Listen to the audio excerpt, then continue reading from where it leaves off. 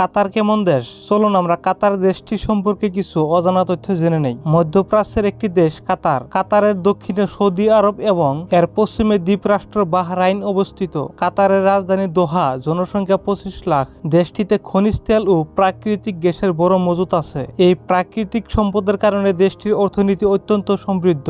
আরবি ভাষা কাতারের সরকারি ভাষা। এখানকার প্রায় 56% লোক আরবি ভাষাতে কথা বলেন। কাতারে একজন অভিবাসী শ্রমিকের মাসিক আয় $350।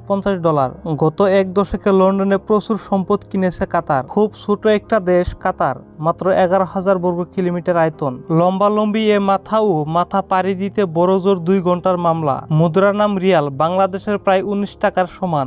দেশটার 3 দিকে সাগর। প্রতিবেশীদের মধ্যে সবচেয়ে বড় বর্ডার সৌদি আরবের সাথে, আর আছে আবার আমিরাত। দুই দেশের সাথে স্থলপথের সংযোগ আছে। হজের সময় সবাই এ দেশে থেকে নিজের গাড়ি নিয়ে সৌদি চলে যায়। 2022 সালে বিশ্বকাপ ফুটবলের আয়োজক দেশ কাতার। কাতারে অসাধারণ বেশ কয়েকটা স্টেডিয়াম রয়েছে। কাতারে মোট 12টি স্টেডিয়ামে বিশ্বকাপ ফুটবল খেলা হওয়ার কথা রয়েছে। কাতারের সাবেক আমির শেখ হামাদ বিন খালিফা আল থানির সম্পদের পরিমাণ $2.4 বিলিয়ন।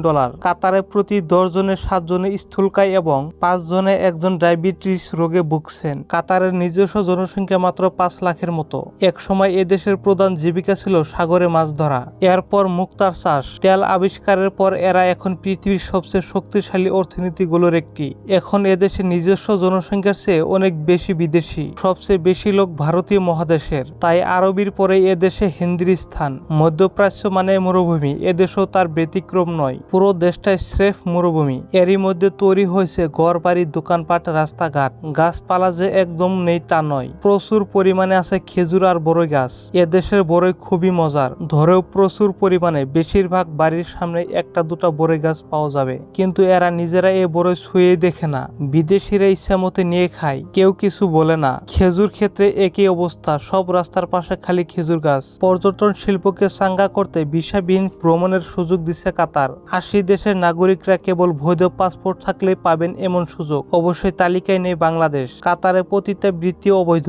পতিতাবৃত্তির জন্য কাতারে আইন গুরুতর শাস্তির ব্যবস্থা আছে, কিন্তু মানব পাচারের জন্য অন্যতম দেশ হলো কাতার। এই দেশ দিয়ে অনেক নারী পাচার হয়ে আরব ও ইউরোপে প্রবেশ করে। চীনের অনেক মহিলা যাদের বয়স 20 থেকে 30 বছর, তারা পর্যটক হিসেবে ভিসা নিয়ে কাতারে এসে পতিতাবৃত্তি করে। বন্ধুরা, যদি ভিডিওটি ভালো লাগে থাকে তাহলে লাইক করবেন, শেয়ার করবেন, আর চ্যানেলটিতে নতুন এসে থাকলে সাবস্ক্রাইব করে বেল নোটিফিকেশনটা অন করে রাখবেন।